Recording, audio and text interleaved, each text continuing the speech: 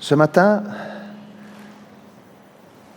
le titre du message que j'aimerais vous apporter, c'est Dieu de grâce. Dieu de grâce.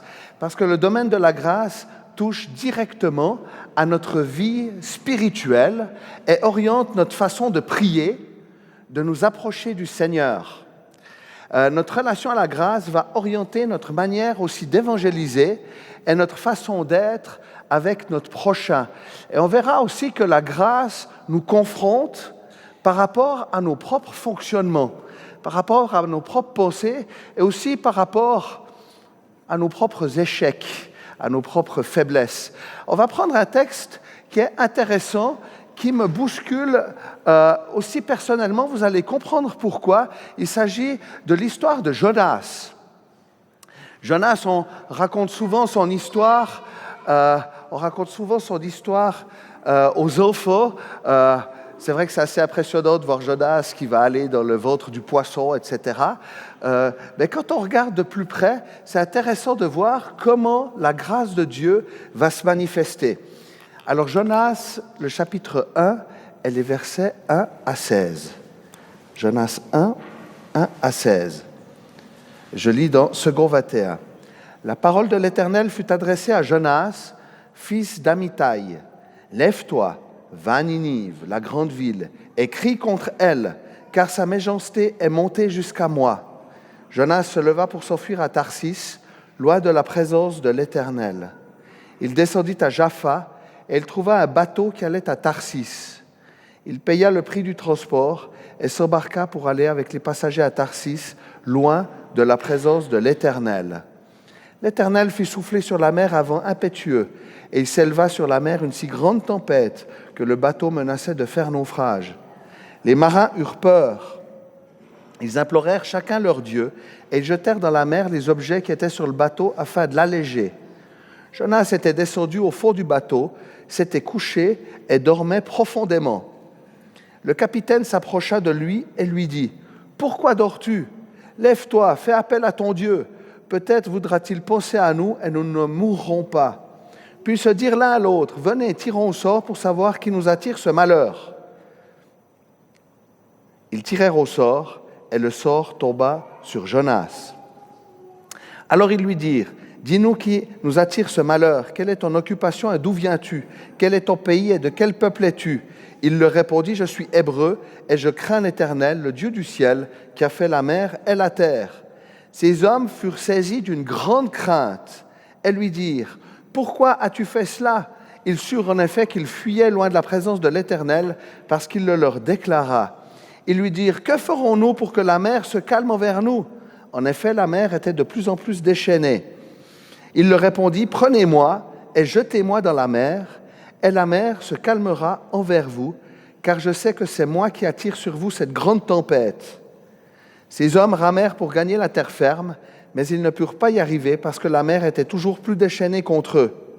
Alors ils s'adressèrent à l'Éternel et dirent : « Éternel, ne nous fais pas mourir à cause de la vie de cet homme et ne nous charge pas du sang innocent. En effet, toi, Éternel, tu fais ce que tu veux. » Puis ils prirent Jonas et le jetèrent dans la mer, et la fureur de la mer s'apaisa. Ces hommes furent saisis d'une grande crainte de l'Éternel. Ils offrirent un sacrifice à l'Éternel et firent des vœux. Amen. Quelle histoire! Jonas est un personnage particulier. Il réagit fortement à l'appel de Dieu. Il veut que justice soit faite. Les pécheurs méritent le châtiment. Mais il est tellement en colère qu'il ne veut même pas aller à Ninive. C'est la première fois que le Seigneur demande à un prophète d'aller dans une nation païenne. Normalement, quand les prophéties se donnaient aux prophètes, c'était toujours depuis Israël, pour les nations environnantes, etc. Mais là, le Seigneur envoie directement Jonas sur le terrain. C'est assez exceptionnel. Il faut dire que Ninive était la capitale de l'Assyrie, était reconnue pour être impitoyable, belliqueux et ennemi juré d'Israël. Le profil de Jonas est particulier. Il est nationaliste, mais un nationaliste de chez nationaliste. Il ne supporte pas les nations païennes. C'est viscéral chez lui. Il n'attend qu'une chose, que Dieu fasse justice et les extermine. La destruction de Ninive serait une victoire pour Israël. Et on va voir en fait, si vous regardez le texte au suivant, en fait, Jonas sait très bien au fond de lui que Dieu est un Dieu qui fait grâce. Et il sait très bien que s'il va prêcher dans cette nation païenne, il y a bien quelque chose de positif qui risque de se passer. Jonas se dit, je préfère qu'il soit exterminé, pim, poum, schluss, c'est terminé, on n'en parle plus. Et puis voilà. Alors Jonas fuit le Seigneur, il part loin. Il sait que s'il va à Ninive, porter la voix de Dieu, la ville se tournera vers le Seigneur. Et il y a quelque chose d'intéressant dans ce texte que nous ne voyons pas en français, c'est que le nom de Dieu utilisé au départ est Yahvé. Comme lors de la révélation de Dieu à Moïse, l'identité de Dieu est affirmée. C'est-à-dire que Dieu, quand il se révèle à Moïse, il se présente comme le libérateur, mais il est aussi lié à la révélation de Dieu au Sinaï en tant que Dieu compatissant et clément, lent à la colère, riche en bonté et en fidélité. Exode 34, 6. Et Jonas connaît le caractère de Dieu, tandis que les marins vont l'apprendre plus tard. Il y a des contrastes tout au long du récit. Et quand vous regardez attentivement le récit, vous voyez des contrastes qui sont saisissants.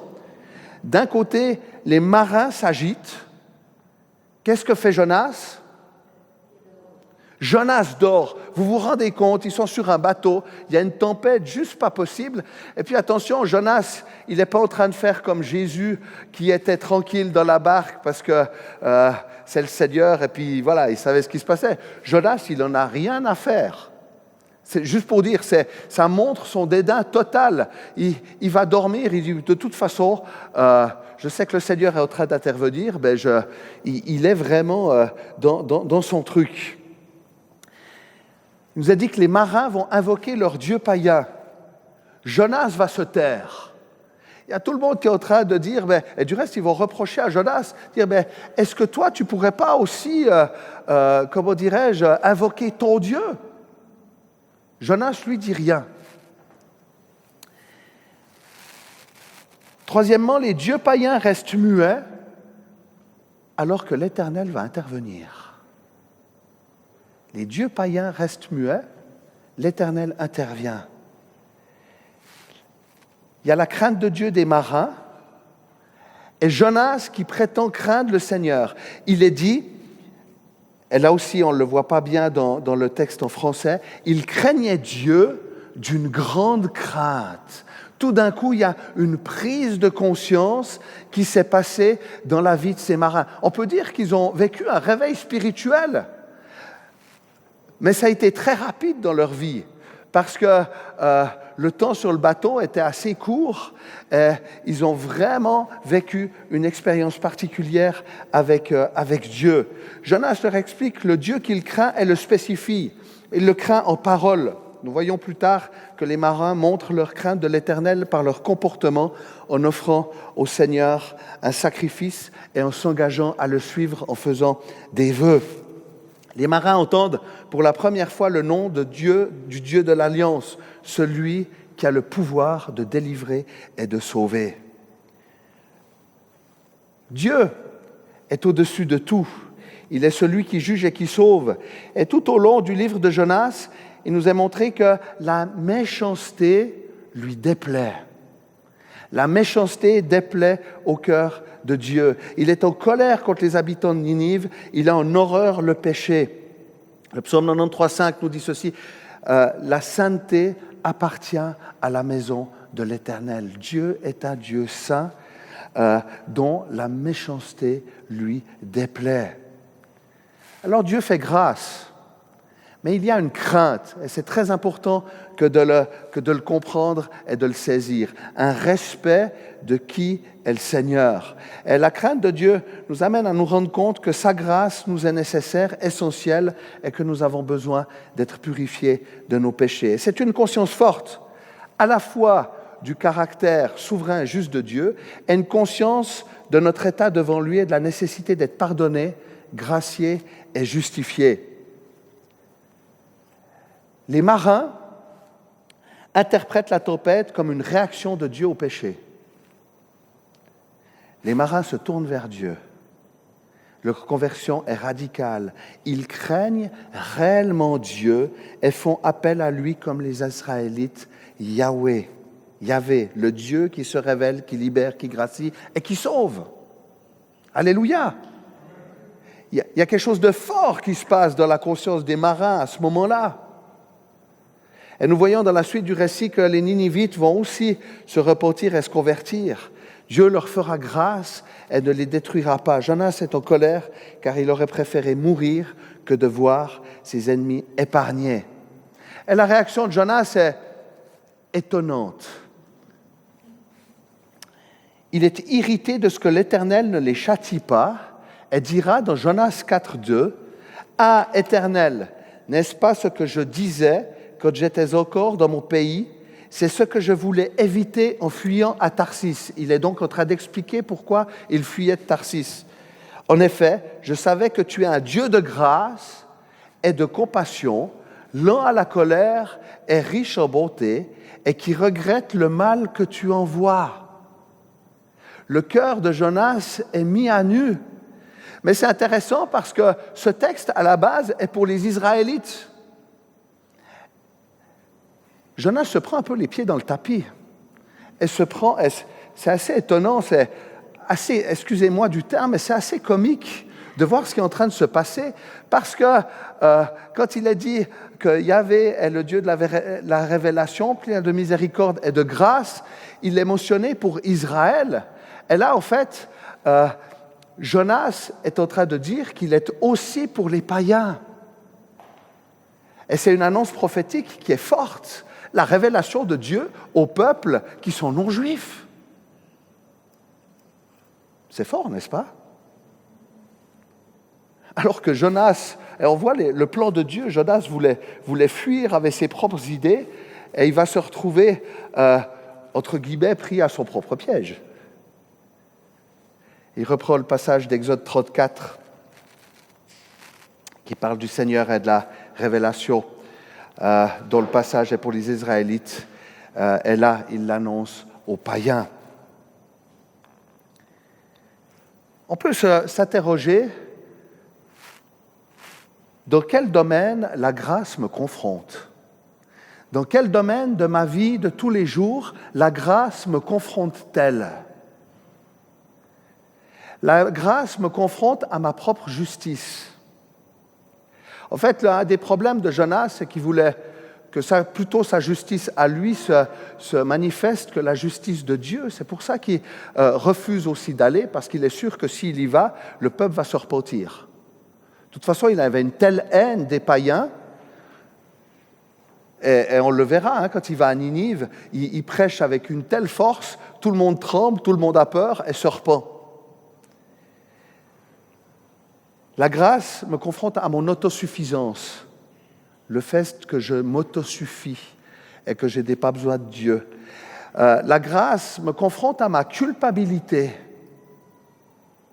le fait que je me sente coupable.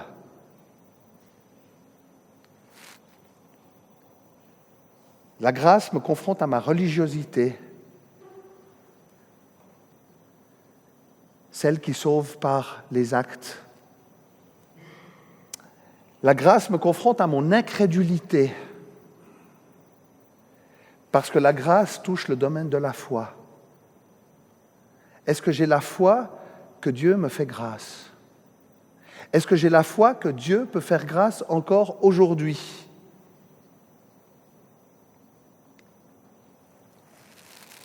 La grâce me confronte à la possibilité d'être réellement pardonné.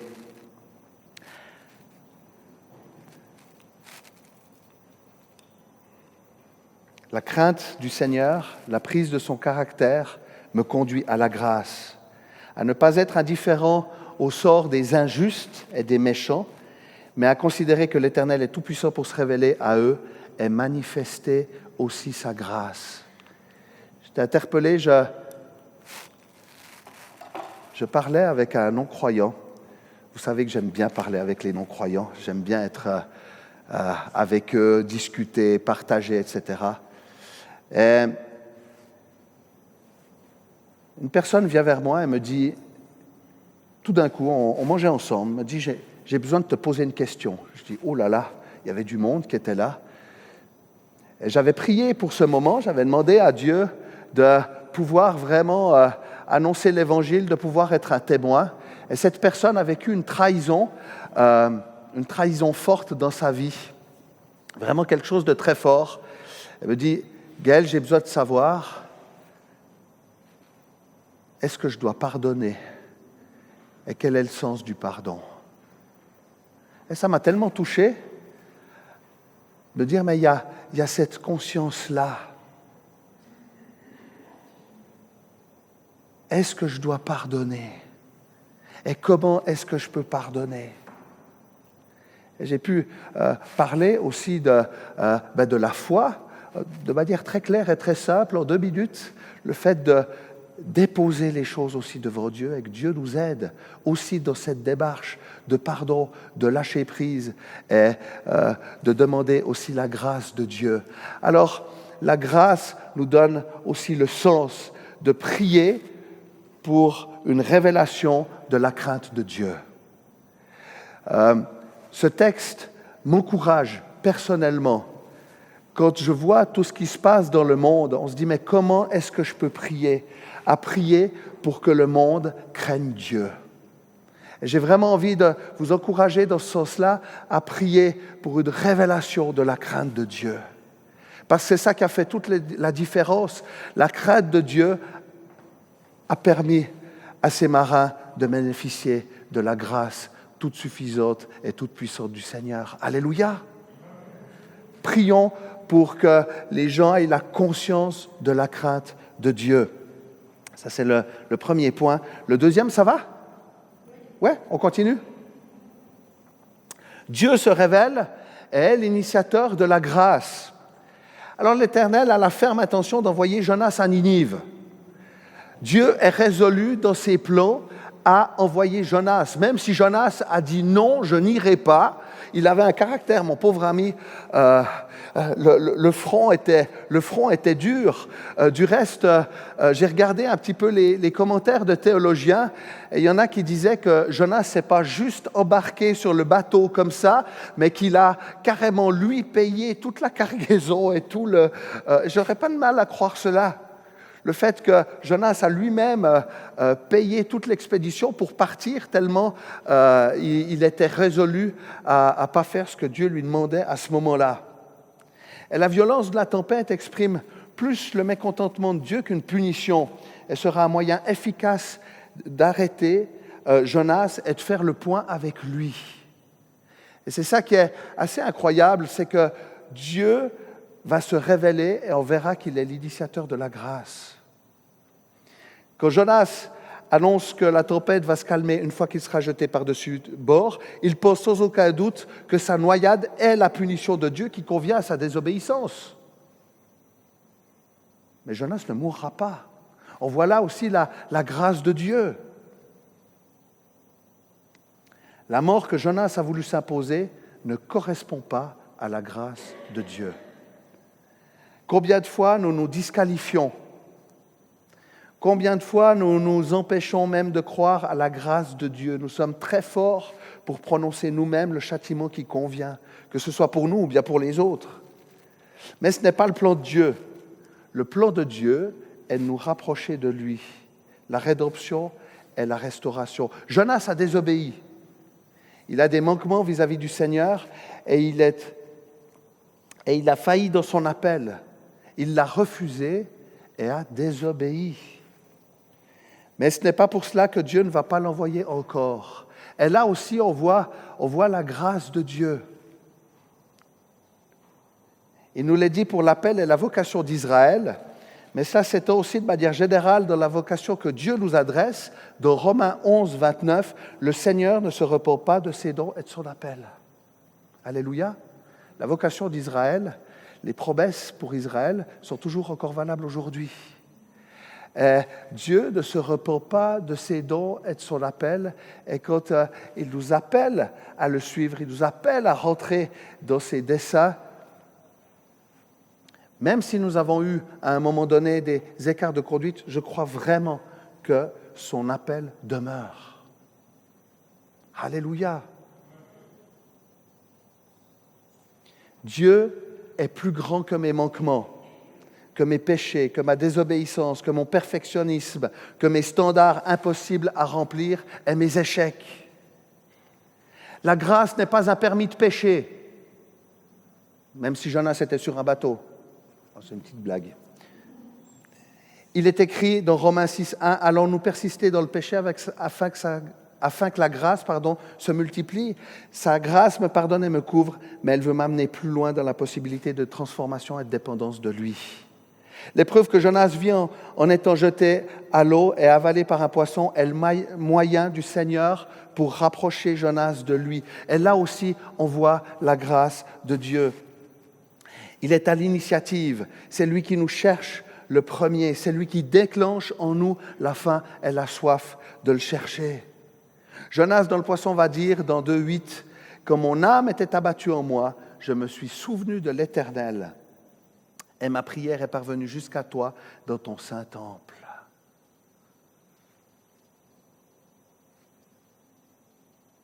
C'est intéressant de voir que tout d'un coup Jonas parle du temple. Le temple, c'est le lieu de la révélation, c'est le lieu de la pleine présence de Dieu, alors qu'il était en train de fuir le Seigneur. Et il est en train de se rendre compte que Dieu le rattrape. Dieu le rattrape par sa présence, par sa grâce, par sa bienveillance, par sa bonté.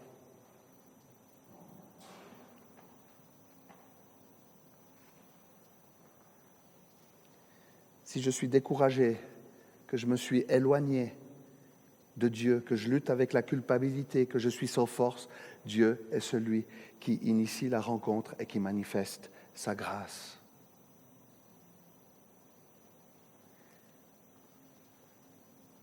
J'arrive gentiment au bout, mais j'aimerais nous poser encore cette question. Quels sont les aspects de ma vie qui ont besoin d'être visités par la grâce ? Quels sont les endroits dans ma vie qui ont besoin d'être visités par la grâce de Jésus? Je vois encore trop de personnes qui sont emprisonnées de leur passé alors qu'elles ont demandé sincèrement pardon à Dieu. Je vois trop de personnes bloquées dans leur avenir et dans leur perspective parce qu'elles portent encore le joug, même des péchés des parents, etc. Quand Dieu fait grâce, Dieu fait grâce. Dieu est celui qui désire venir à notre rencontre. Et nous allons prendre un temps de jeûne et prière à partir de demain, 5 jours, de lundi à vendredi. Et le thème c'est, selon le psaume 34, « J'ai cherché l'Éternel et il m'a répondu ». Et j'ai vraiment envie de vous encourager. J'ai cherché l'Éternel parce que l'Éternel a suscité en moi ce désir de le chercher, de venir vers lui.